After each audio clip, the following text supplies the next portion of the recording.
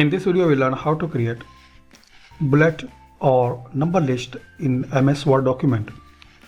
Firstly, open your MS Word document. Now select your text.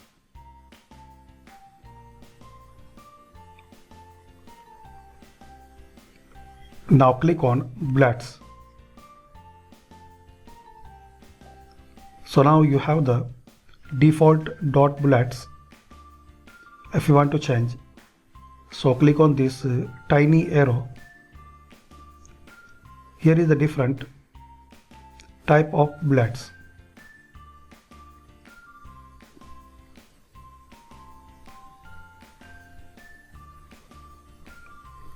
And if you want to number, so just click in here and here is the some number options.